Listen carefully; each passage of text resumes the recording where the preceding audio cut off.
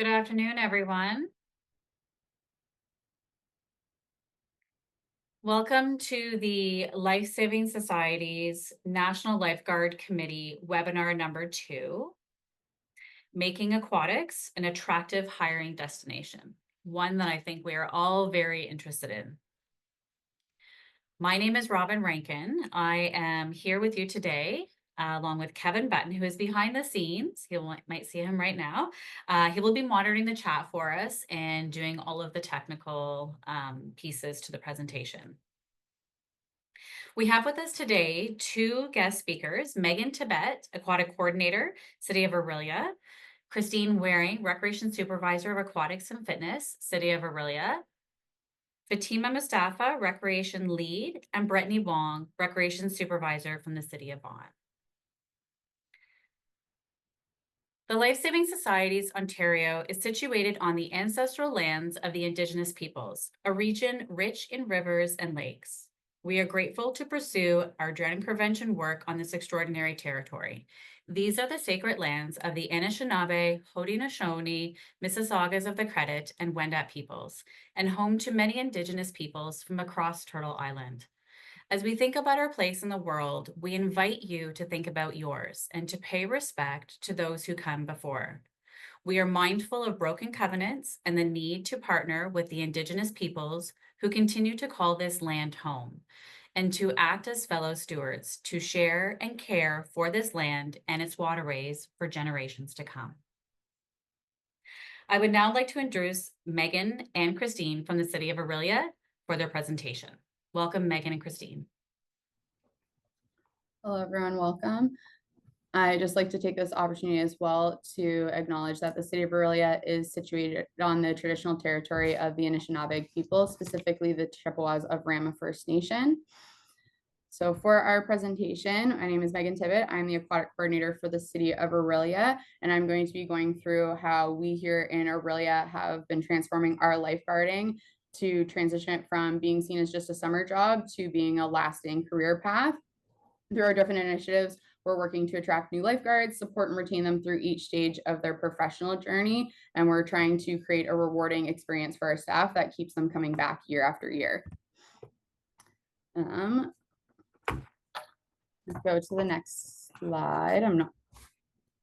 So for our campaign, we issued our campaign centered around the tagline, "It's more than a job, it's an experience." And this resonates across all of our recruitment efforts. And the goal of it is to build a positive image around aquatics as a career. Our media approach is multi-channeled, so social media has played a large part. We regularly post engaging content, including photos, short videos, and carousels, but we also have expanded beyond social media. We do digital ads on video boards and TV screens, animated hiring videos, and we've even put decals throughout our Orillia Recreation Center to allow for more visibility. We also have print and physical outreach for our campaign as well. We send direct mail to 10,000 households, and we run ads in partnership with our local transit. This allows us to provide a range of platforms that basically wherever anyone is looking, they are always seeing opportunities that we have within our aquatics department. We also as well are engaging. I'm not sure if we're playing the next slide with the audio recording. If not, we can just go through some of the. So these are some of the decals that have been seen around our facility. So we have them in our aquatic center, as well as on the windows coming into the building of our aquatic center, and then at various points throughout the building as well.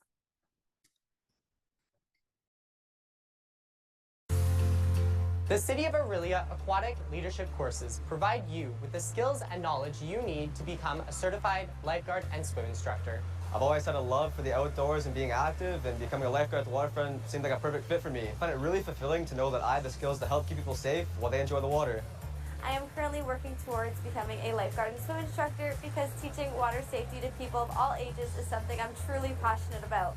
I'm taking my National Lifeguard certification to develop my water safety skills, such as teamwork, rescue, and communication. This certification will enable me to pursue my passion and make a positive impact on the safety and well-being of others. With our hands-on approach, learn teamwork, emergency response, and leadership skills. It's more than a job, it's an experience. Are you looking to become a lifeguard and swim instructor? Don't wait any longer. Enroll in our aquatic leadership courses today and become a community leader. Visit orillia.ca/lifesaving. Thank you for that. So that was a video that we did with Rogers. We had purchased a spot with Rogers and then did that video with them, and then it played on their channel consistently. So that was a really good outreach as well. We also, with our campaign as well, we also provided gift certificates to people and used it as a bit of a social media giveaway as well. We also gave it to people that were wanting to complete their training. So if we had any staff that were interested in gaining their certifications that could eventually be a daytime staff or be around for a long time, we would give them gift certificates to provide one of their certifications free. We currently have a staff on with us now that did do this. So we gave them a gift certificate to complete one of their certifications at no cost. And we now have them as one of our daytime staff. And they're also working towards becoming a head guard at the moment as well. And as I mentioned there, we have all of our mail outs that we've done as well. And then we also are hiring our staff young. So we hire assistants here with the City of Orillia. So we're engaging with people young age. I believe that's the next slide. Sorry if I'm talking a little quick. Engage with young people early on. So we hire assistants as young as 14, and this is giving them valuable experience and an early look into aquatics as a career. In 2023, we hired over 12 assistants, and of those, 10 have moved up to become full-time lifeguard and swim instructors. This has also really helped us significantly decrease our annual turnover, as oftentimes they're staying with us well past when we hire them on as an assistant to continue developing their skills. We also have our Orillia Lifesaving team, which I believe is on the next slide, which we established in 2022.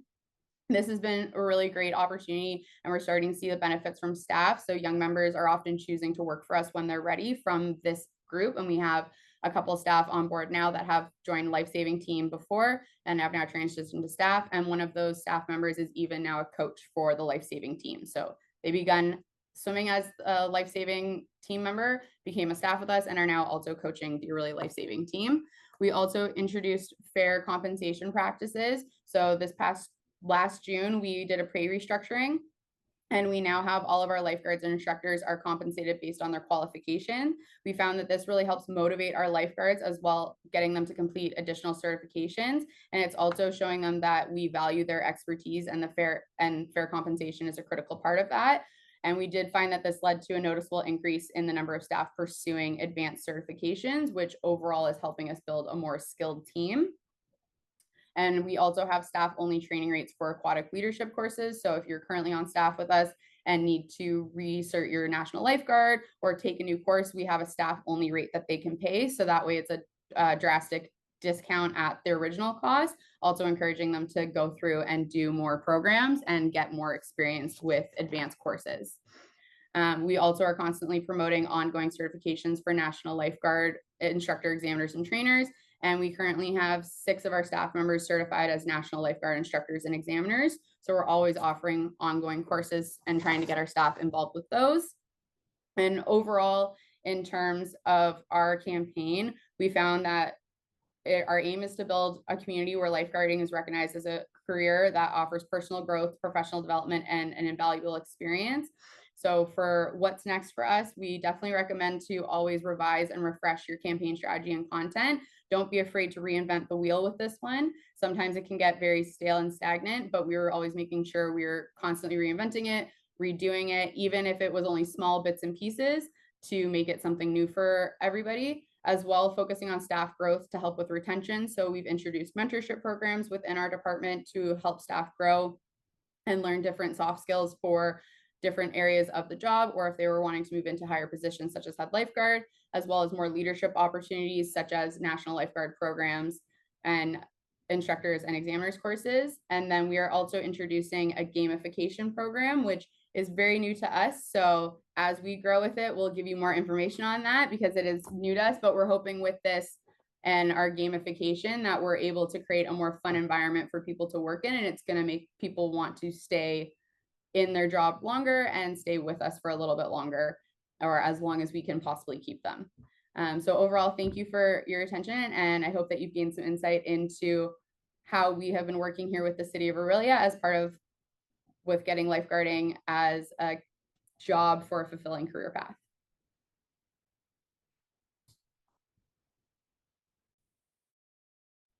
Thank you, everybody. And I guess I can pass it on to Vaughan now. Thank you, Megan. That was excellent. Sorry, I was on mute, everyone. A question for you with regards to your Rogers presentation.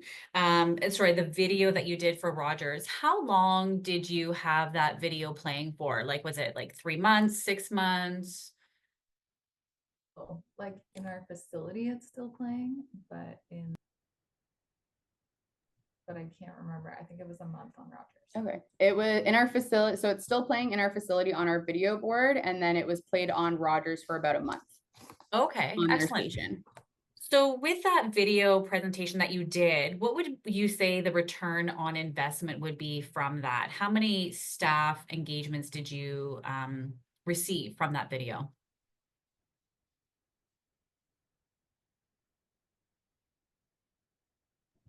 We would have to pull the metrics in terms of how many people came through, but it was very high in terms of views. Awesome. So we did get a lot of views on the video. Great. Was it very costly to do for the month for showing on the Rogers channel? Or was it, you think it was a worth?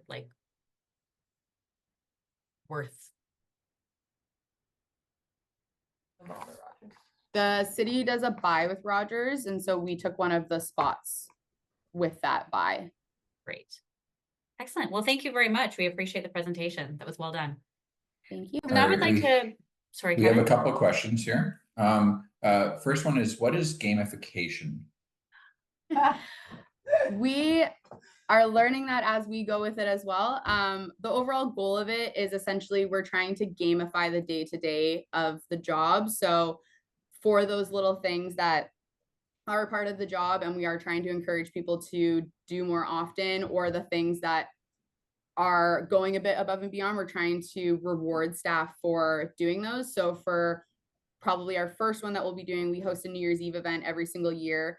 We're going to allow that to be part of the gamification. So any of the staff that work that night, because typically staff don't always want to work on New Year's Eve, for any staff that work that night, they're going to get rewarded for that. So we have right now, our plan is to have little beads that are given out, and each bead correlates to something different, as well as all the supervisors will have beads that are a bit harder to gain. And then those beads can be redeemed for different prizes. So whether that's little swag or even things such as, I believe Christine is offering up like her parking spot. I was going to offer up a day, like a shift coverage. So within proper notice, staff can use kind of a get out of shift free card, and I would be the one to cover it.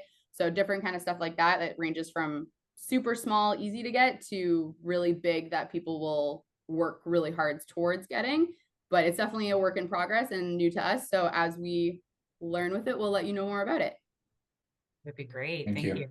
So we have a couple more here. So Wazi was asking is it possible to receive a copy of the slides after this presentation? Are you willing to share with Yeah, people absolutely. your slides? Okay.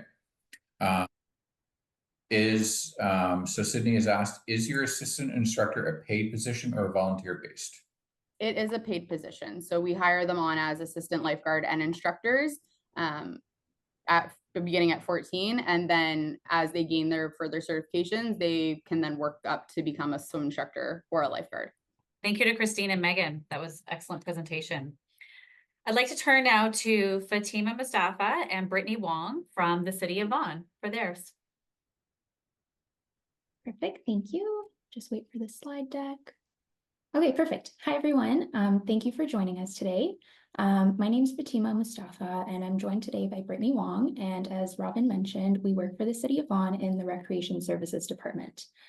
So today we're going to be talking about how our municipality goes about making aquatics an attractive career pathway to the individuals of our community. Next slide, please. So I would like to begin by acknowledging that the City of Vaughan is situated in the Territory and Treaty 13 lands of the Mississaugas of the Credit First Nation. We also recognize the traditional territory of the Huron-Wendat and the Haudenosaunee. The city of Vaughan is currently home to many First Nation, Métis, and Inuit people today. As representatives of the people of the city of Vaughan, we are grateful to have the opportunity to work and live in this territory. So this is what the discussion is going to look like today. We're going to start by talking about the City of Vaughan's story in relation to our successful recruitment campaigns. Then we're going to move on to communication strategies, how we've engaged with the community so far, and then we'll end off with staff development and retention. So let's start off with our story. So over the years, we've really focused on a few key strategies for attracting interest into the aquatic field. They've been successful time and time again, so much of the content we're discussing today is founded on these focuses. So first, we aim to nurture the interests of younger individuals who want to explore aquatics because we recognize the impact that young minds can have. So meaning a lot of our events where we showcase aquatics are catered towards younger individuals.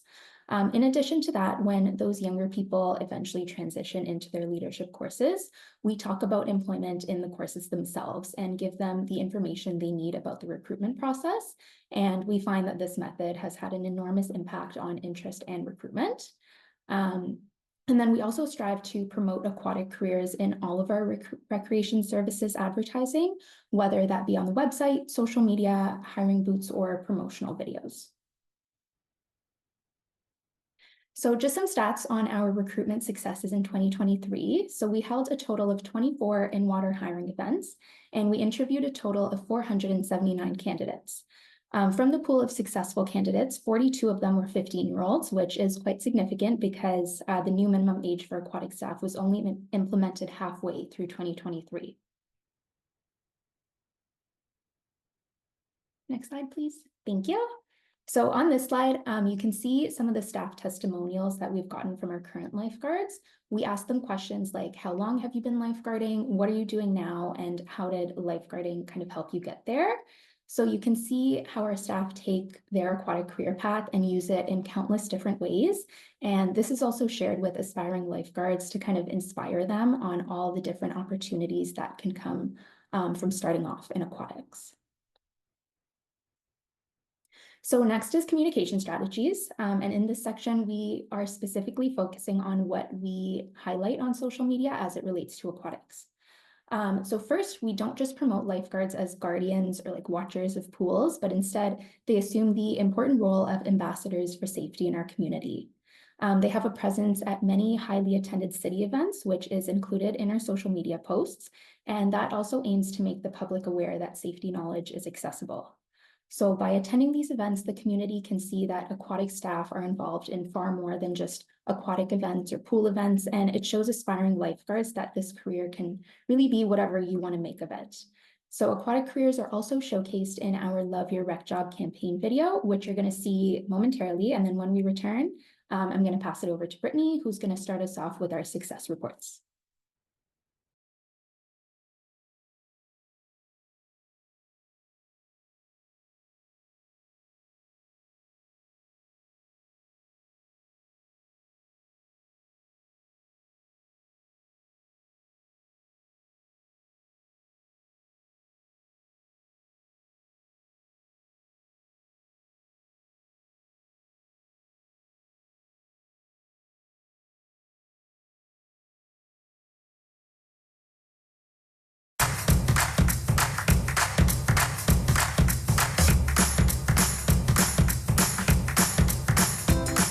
There's so much to love about a part-time rec job at Vaughan Community Centers. Flexible work hours and shifts to suit any schedule. Competitive wages mean spending money, savings towards school or a vacation. Discounted courses and ongoing training lead to career advancement. All this while making new friends and doing feel-good work that makes a difference in your community. It's easy to see how you can love your rec job. I love my rec job because I love the people and the energy they bring to our Zumba parties. I've made great friendships here and look forward to coming to work every day. I love my rec job because working with kids helps me gain leadership skills that I need for my future career as a teacher. I love my rec job because I get paid to do what I love. Working with children, meeting new people, and dance. I love my rec job because I get to work with a team of great people to support a fun learning environment. I love my rec job because I get to introduce families to all the recreation options in Vaughan and put a smile on children's faces when I register them in a program. I love my rec job because it allows me to do something I'm passionate about, teaching.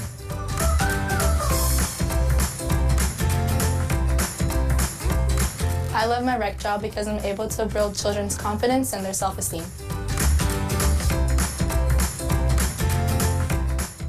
I love my rec job because it provides me flexible hours to help pay for my school tuition. Start your career here. Visit vaughan.ca/recjobs for current job postings, so you too can love your rec job.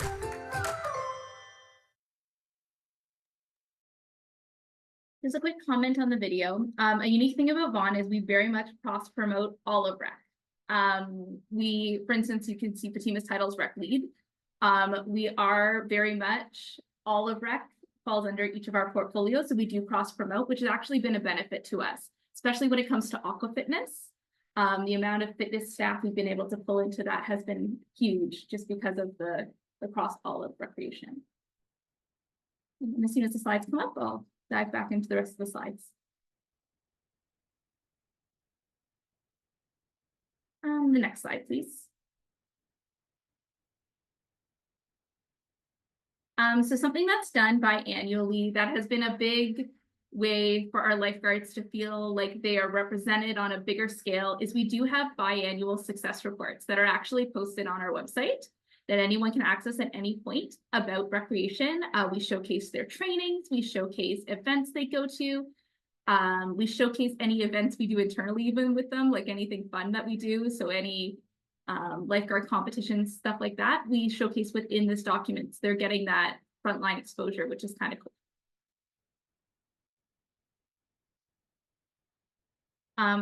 One thing that we worked really, really hard on since COVID was ensuring that we had a very clear path of how you get to being a staff for us.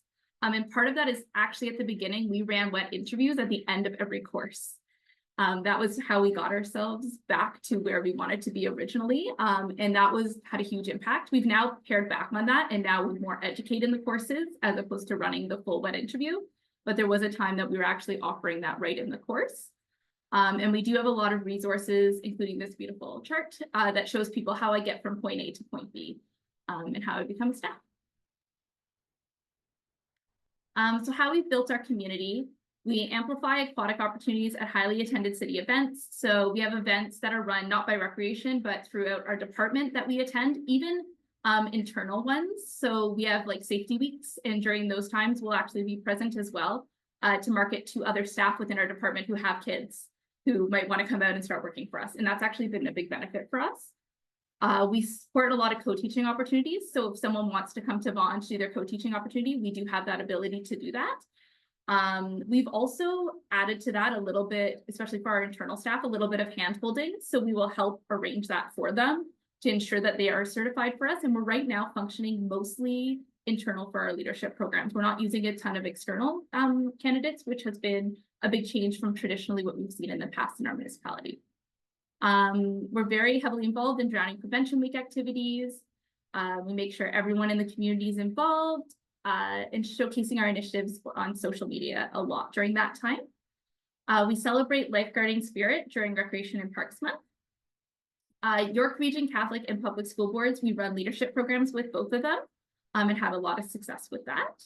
And we do corporate first aid. So something Recreation does for the full corporation is run all the first aid for all the departments. And this again is a touch point for us to meet other parents or other people who might not be aware that lifeguarding is a career.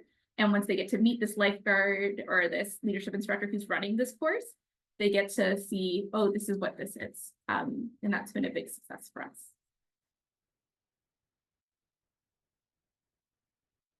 So the first picture there is our National Drowning Prevention Week. The next one is us at one of the concerts in the park, which is a large event where it's free concerts, so everyone comes out, so it's great exposure for us. June is Recreation Parks Month. We had a wrap-up party, which the kids loved. and then a CPR demo at one of our larger city events, which was busier. So as you can see, the paramedics are there. That's because they left their booths to come join ours because of the interest people had in doing CPR. That was pretty cool. The next slide, please.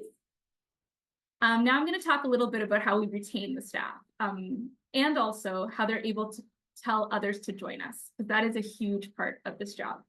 So we run specific instructor only and lifeguard only staff trainings. So we found that after a session of training or a couple sessions, staff were starting to get bored and they felt like it was very repetitive. So we actually decided to run instructor only and lifeguard only staff trainings, which has been an interesting avenue for us to go and allowed us to add more specific details and challenge the staff a little bit more. And they seem like they're more engaged and we're seeing better results from this. We've actually run internal lifeguard competitions with our staff with great success. They loved it. They thought it was amazing. They get a little prize. I'm not gonna lie, we do incentivize them, but they do love it. And we've added new rosters of training for staff to increase knowledge. So we did safety inspector courses this year, and we just keep including more and more training. We also incentivize staff to become DSs, but we do require additional training for that. So we do, if you get your examiners, your AST, and some type of leadership course, you're then eligible to be a DS. So it allows those individuals with the extra qualifications an extra opportunity, which has been great. And that's our slide. Thank you very much for your time.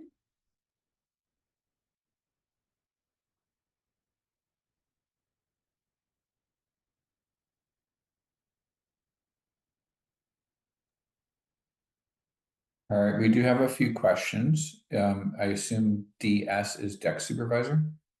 Yes, thank you. Sorry about that. Okay. All right. Sarah is asking, are the aquatics teams working on helping create these videos and marketing, both presenters, or is it being driven by a communication department? So we do have a communication department that drives some of our initiatives, but it is 100% a joint effort. So we have a meeting with them explaining what our needs are.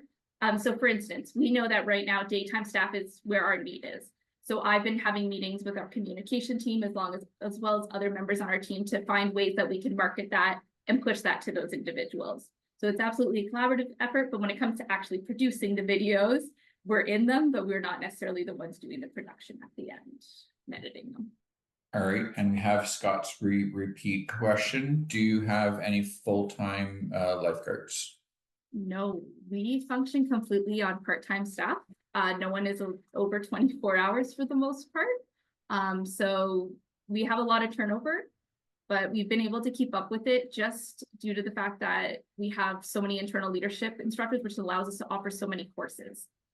So the turnover doesn't seem to affect us as badly. Okay, so Shannon asks a similar question about the full-time piece, but there's an extra part to it. Wondering for the extra training incentives, what's the relevancy to the students?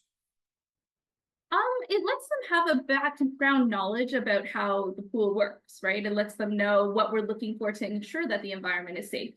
For the deck supervisors, the reason we want them to have another leadership course is it also gives us flexibility with them stepping into programs, as well as gives them that knowledge base. If they're overseeing a bronze, it's nice when they're examiners because they can support that program better. Or if there is another leadership program during their time, if they teach that course themselves, they can support that program so much better. So that's really the reason we have that. Thank you. Okay, Summer's asking, what is your success rate of the staff joining the team when running the courses with the school boards? We've actually done really well with it. Most of them join the team right after. Again, we do promote our jobs within those courses at the end. And we did, again, at one point, offer the wet interviews at the end of that program. So we've had some very good success with getting them to come work for the city after. Okay, with Lauren's asking, with no full-time staff, what are your facility hours? So we do run all our facilities are different. I will preface with that, but our largest facilities start at 5:30 in the morning for the pool. At the earliest, most start at 6:30, and then they go till 1, sometimes 2. And then we have a gap when we usually do swim to survive. And then we'll do a 4 p.m. or 4:30 p.m. till 10 p.m. It's kind of our hours. Okay.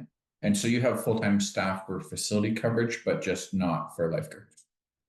That's right. We have full-time staff, like Fatima is a recreation lead who oversees the pool, so she would be a full-time staff that oversees that area. We just don't have full-time lifeguards. Okay, thank you. All right, so Christina's asking, what kind of courses are offered with the school board? So we've done level 1 and level 2 with the school board. So level 1 involves the earlier bronzes, and then level 2 gets them up to NL. So we've been offering both. And is that a school-based program? So they're level 1, like they all sign up for that level 1 class, and then once they've passed that, then they go into the level 2? Is that how that works? Yes, so we do open it to everyone. So the school, sorry, we don't. The school board opens it to everyone to allow anyone to register, because if someone finishes the bronzes and they just want to join in for level 2, they're able to do that as well, even if they didn't do it through the school board program. But it is a credit to them. So a lot of them like to do this as an opportunity for them to get a credit for school. Question for you with regards to the school board program, Brittany. Do they come in during the day for that program, or are they coming in at night? And is it every day of the week or once a week? So we've really tried to move it around based on teachers' availabilities and instructors' availability. So we've had actually a bit of both. Okay. Is there a greater success with one or the other, or does it depend on the teachers? The evening is, I think, the bigger success for us for the most part. Just the kids like it better. I don't know why they don't want it during school time, but the evening we've had a little bit more success in. Wonderful. Thank you. All right, we have another follow-up to the school board piece. What happens to the facility when there is no staff coverage for lifeguards? So like if someone doesn't show up, or just we don't have staffing? Sure. Okay, so we, for the most part, have been very lucky, and staffing we've done pretty well with. At the very beginning, we were altering programming, even sometimes altering sites, what days they were open, to get us going and ensuring that staff were there. But now we've been able to fully staff and keep the pools going with the staff we have. So we haven't really had to run into that too much. We have a pretty strict policy on replacements as well. So as long as they go through the policy, we don't tend to have too many issues with that. Sure what that policy is? The policy for us? Yeah, for the shift change. Yeah, so if someone is unable to attend, we use Homebase, which is a scheduling software. So they post out on that software, and they can either do a blast or a message. They also must follow through the phone list and call everyone on the phone list before they come in, and they also need to notify a supervisor at some point through that process, ideally towards the beginning. All right, that's all the questions from the chat. So Robin, do you want to carry on I with do have a your question for questions? you. Okay. Yeah. How do you decide what type of content to post on your social media outlets? So as I said, we do have a communication department that does run majority of our social media. We can, again, as I said, we do have those meetings where we discuss what needs we need. So if I'm in a recruitment season and we're finding that we're not getting enough of a certain role, we can meet with communications and say, can we do a blast and a push on this right now? And they do like to do targeted marketing right now. We are very much staying away from the generic recreation's great kind of thing. It's all like, we're hiring right now. We're starting swimming lessons tomorrow. Like, it's very targeted and specific. So it's very seasonal right now. Or it's based on, like, if we have drowning prevention week, then we're focusing just on those pieces. So there's a schedule, as well as if we need to throw in there something that's coming up, they're willing to do that for us. Great, thank you. Have you experimented with any new features such as reels or stories or any like live videos at all of your teams? So some of the information we've been given from our communications department is that reels and videos do the best. That's the way that we've been able to engage the best. Photos don't go too far unless they have writing right on the photo. Everyone, I think, only likes one click is what we were told last. Anything past one click, it's far gone. So there's a lot of focuses on things like that. And we create all content on site. So we don't use stock images or stock photos. We produce, like, take the photos or videos on site and send it through to our marketing communication team. We also have actually used a few grants to allow us to bring in proper marketing companies to come take photos and videos for us and do it that way as well. Excellent. Thank you. What would be your top 1 to 3 items that you would tell others to maximize your reach of engagement and retention of your teams? So the first thing is personal stories and testimonials go so far. A lot of these are young individuals and need to know that it's not just a job. There's so many more components to this. And when they hear it from one of their peers, it goes so much farther than me or Fatima telling them these wonderful things. Also, if you're able to show them where the path goes, most of them, if they're focused on school, but they can understand how aquatics working this job can get them all the way there as well to where they want in their career, it has a huge impact. And actually, that's a lot of how we got our leadership instructors, was we explained how long-term this can be a job that you do on the side to make yourself extra money in your career, or this job might give you the skills to get where you want to go in your future career. So that's been a big piece. Talking about videos speak so much more than photos. And if you're able to have a video, it'll go so much further. A clear career path with dedicated members on the team to support those individuals on that path is the best way to get where you want to go. Us supporting those leadership instructors through that process, we've just seen the results over and over again from that. And as much as it's a lot of work and it's a lot of support, it's the reason we are where we are right now. And it's been a huge benefit to us. Great, thank you. So now we have some questions for both the City of Orillia and the City of Vaughan. Just to kind of capture their presentations overall and to help us understand how we can, get more staff members on board and retain them. I think that's probably one of the struggles that many of us experience. So one of the questions I have for both groups, and whoever would like to answer first, by all means, go ahead. How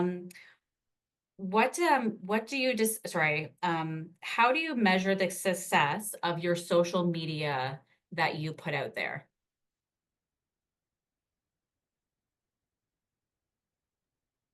I was going to say, and I don't know if anyone else would say, but we have creative and marketing teams that take all that data and analytics for us.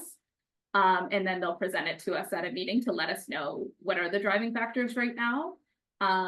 So it's not a lot on us for that one. It is really our creative and marketing team, but they do give us a good direction of where we need to go and what we need to see.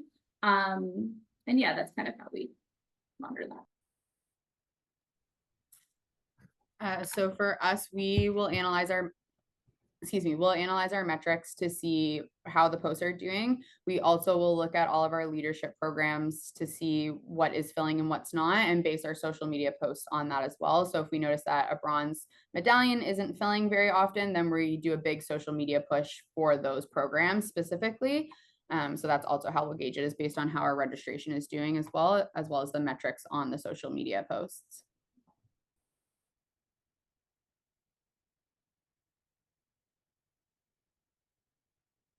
Good. So I'm always on mute. My next question to everyone, or to both of you, is how do you engage your followers and build a community within your team?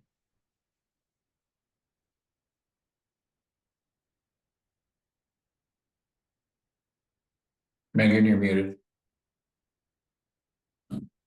We're just trying to figure out if that was on social media or like on the team in general. Sorry, like with social media to get them for your team. So I know one of the things that we do is we do some giveaways. So one of the things that was on there was our aquatic leadership giveaway. So we did contests. So like, tell us why you want to be a lifeguard or something like that. And then anybody that answered that post was put into a draw. And then we drew so many people, and then they came and they picked up their gift certificate. And we also told them about all the different courses that we have and all the different opportunities. It's one of the ways. We also did, what was the other one that we did for social media? I'm trying to think, because if it was before me, I wouldn't. Really, we use contests. That's the best way that we found people will engage with the posts or quizzes. Great, thank you. Most of our engagement is actually done more in person. We do more posting on social media, not as much engagement, but in person, we have videos posted all over our sites. We utilize engagement with staff to engage other staff. That's a huge piece for us. Again, those events within the municipality and outside of the municipality are a huge piece of how we engage with the public. But most of ours is done actually more in person than on social media. And are you finding that through the events that you're doing throughout your municipality, you're getting a lot of retention from like people coming on board or taking courses and becoming staff? So because aquatics is a long game, you got to join from such a young age. It's more courses that we're seeing the effects from. But we've actually gone out and done hiring events in schools, as well as those events within the city. And we do get a decent amount. We don't get as much as general program, but again, we cross promote. So when we're sitting at those tables, we're doing both areas at the same time. And we're finding that sometimes they just don't know about recreation in terms of aquatics. They just know about general programs. So we can promote, here's how you get there. Here's an easier path. And sometimes it allows us to educate people on challenge exams. And here's a way you can get there a little faster if you're someone who's a strong swimmer. You know, you get the swim team kids who are like, but I'm a swim team kid, I could be a lifeguard. And then you go through the process of how they can get there. And that's been pretty successful for us as well. Great, thank you. So I believe that the City of Orillia runs the school borough program as well. Is that correct? And how do you, I know that many people run the school borough program across the affiliates. How does Orillia run their programs? There's a different one with our board. What was the question? How we have done. Yeah, how we've done the.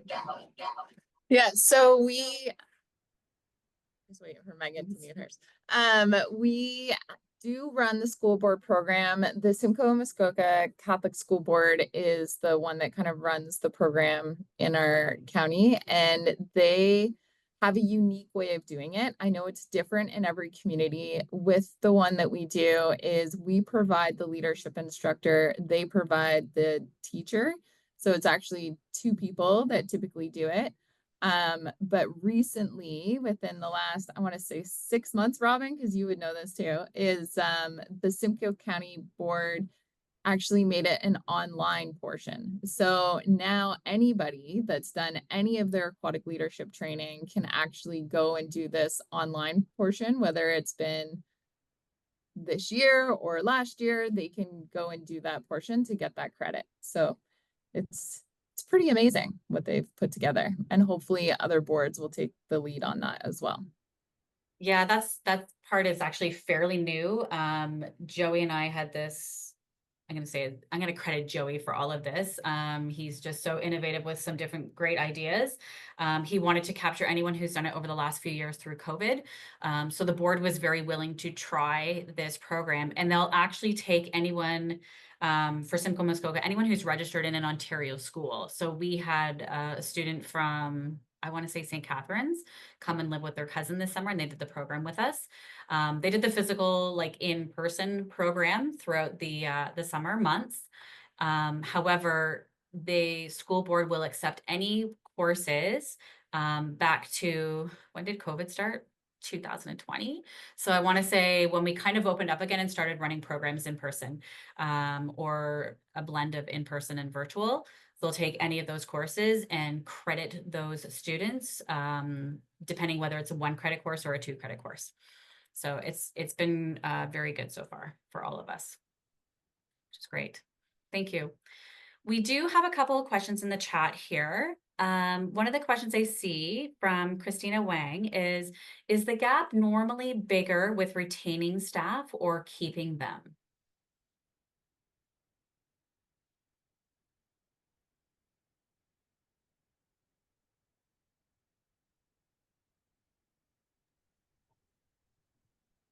Do either of you guys have a huge gap with, retaining any of your staff, or do you end up keeping them for quite some period of time?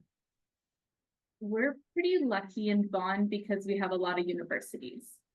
So we do keep them a decent amount of time.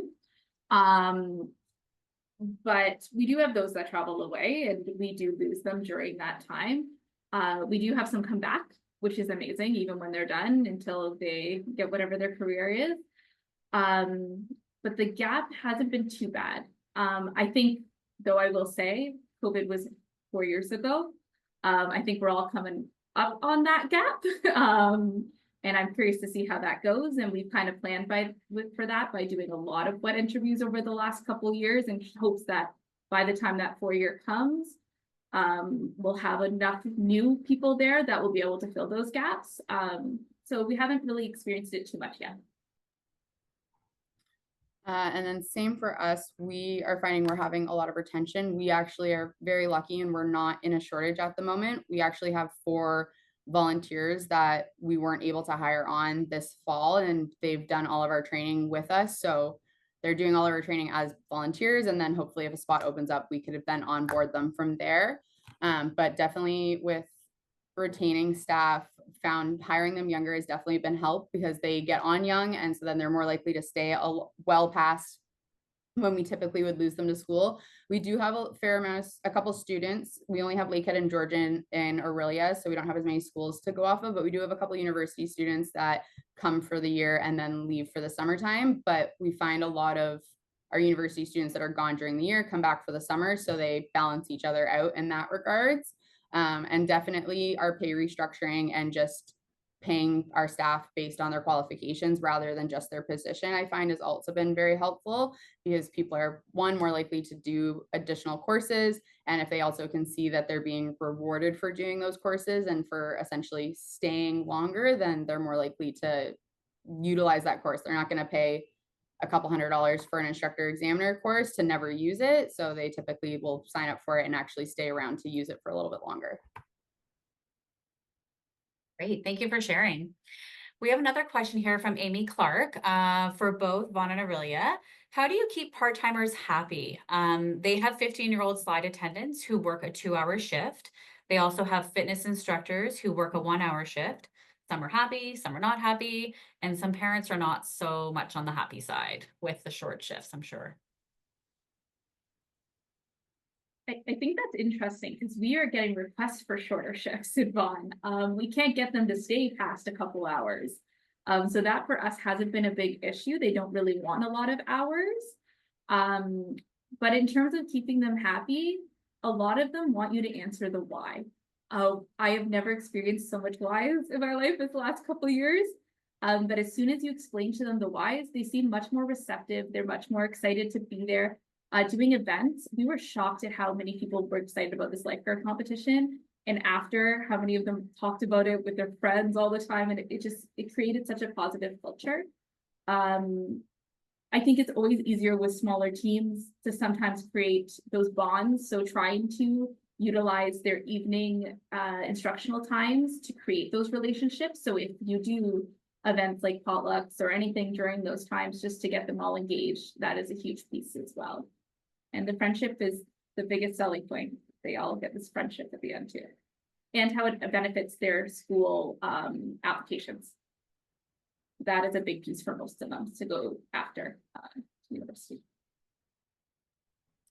Yeah, I would say the same as Brittany. We actually, if anything, we have people requesting less hours than more hours. So typically we have a lot of staff that are just requesting to like work once or twice a week at most. But a lot of it is also part of our staff development. So as they get more certifications, then they move up and can get more hours, and they all are welcome to pick up however many hours they want. So even our staff that are part-time, although they're hired on as part-time and they're only given part-time hours, if they had the availability and wanted to pick up to 44 hours a week, they could totally pick up shifts to up to 44 hours a week, even if they're only getting part-time shifts. When you hire staff, thank you to both of you for that. I love the idea of being able to have staff that want to work up to 44 hours, especially if, this is a passion they want to do. For us here in Barrie, we have a cap of 24 hours, and if they want more hours, they have to go somewhere else. So Orillia, we send them your way. Do you have a minimum number of hours or a minimum number of shifts that you require new staff to work when you hire them? Or is it you're just hiring them to work whatever they can fit in? We're not doing that because we've been trying to bring on as many staff as possible. Since COVID, we've also opened new community centers or reopened community centers due to construction as well. So for us, it's been kind of just the numbers. We need as many people as possible just to get these buildings going. So there's been no requirement because we wanted as many people as possible on every season so that the next season we were still okay. So we haven't had a minimum at all. Thank you. We also don't require, we do require a minimum in the sense that they need to work at least one shift when they're hired. In terms of how many hours that shift is, there's no minimum on that. We just don't keep any staff on call because it's just the cost for training. If they want to take a session off, they can do that, and then they're more than welcome to come back a session. They just have to do that most recent training to come back for that session, and they have to then be working a minimum one shift a week within that session. So it has to be a consistent shift. It can't just be a shift here for a week and a shift there for a week. And do you require new team members to have a scheduled instructional shift, or does it matter if it's an instructional or guarding based on whether you hire instructors and or lifeguards or dual? No, it doesn't require whether it's one or the other. It just depends on what their availability is, because sometimes we do have new staff that aren't available during lessons, or they are available during lessons, but we're prioritizing our more senior staff to give them more hours. So then they might only work a bit of a guarding shift or a shorter lesson shift or an assistant shift even. Great, thank you. Okay, we have some more questions in the chat here. Kevin, I can't see them. Okay, so Charlie has asked, given your success, it sounds like you may even be in a surplus of lifeguard applicants. Are you able to provide jobs to all or most applicants? And for those who are not hired in that particular round of hiring, are you doing anything to retain their interest and proximity to aquatics while they're wait for the next round of hiring? So currently we do have a surplus of staff that we weren't able to hire with this onboarding. We have given them the opportunity to be volunteers for this session. And then on the premise that they attend all of our onboarding trainings and they attend our in-services. And then from there, if a position were to open up, we will just onboard them from the position they're currently in because they've attended all the trainings. We're in a surplus in certain areas, but not others in the city. It's very area specific, we've realized. So we do hire all successful candidates right now, but they may not get their location of choice. So if they don't get their location of choice, they're offered other sites throughout the city where they could go. If they say no and they don't want to be hired at that time, that's totally fine. That's their choice.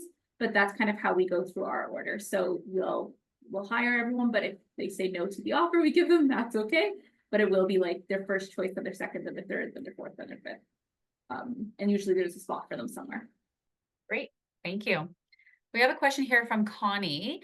How do you handle the competition of staff who train, then they leave for like outdoor water parks or outdoor pools, especially in the summer months? So we have Wonderland. And you know what? We found they'll go one summer and it's a hard job. And they tend to next summer come right back. We don't feel a huge pull from those sites. It's a lot more demanding, they find, at least the feedback we've been given. And the pool is a little bit more comfortable for them. So a lot of them we tend to have come back quite quickly. With your summer hours, is it different or is there still that cap of the 24 hours for the summer? So the summer we can give more hours, but we do tend to do most of our pools in like an A-B team. So a morning and an afternoon, and then they rotate every couple weeks. Our biggest draw is we also have our own outdoor pool. So it's deciding who gets to go there and who gets to stay in the sites on site, but we do completely change our schedules. We do a lot of aquatic camps in Vaughan. So that's another opportunity we then offer to our instructors and lifeguards to become camp counselors as well to support those programs, because there is a lot of in water for those aquatic camps, and it is lesson based. So they will complete swimming levels throughout the summer as well, but that takes a lot of our pool space. So it's a lot less drop-in programming. Excellent, thank you. Megan? We don't necessarily have much competition in terms of any other facilities or water parks in the summertime. We do have Splash On, which some of our staff do go to that in the summertime, but it doesn't typically be a competition. We're prepared typically for those staff that leave, and because the pool quiets down a lot in the summertime, we don't have necessarily the hours if everyone were to want to stay and gain full-time hours. And then we also run our waterfronts. So for our waterfronts, it's not necessarily a competition with that either, as we hire people specifically for the waterfront positions. And a lot of those staff are seasonal staff that go away for school in the fall and then come back for the summertime. Well, I want to thank both the City of Vaughan and the City of Orillia, Megan, Christine, Brittany, and Fatima for joining us today. Thank you for everyone who has joined on the webinar. We appreciate all of the information that you have shared with us, and I'm sure that we have all taken, if not a few things, many things back from your presentations, and will incorporate them into helping us to get more staff on board and being able to retain staff over the next couple of years. Thank you again for everyone joining us, and we hope you have a great rest of your day.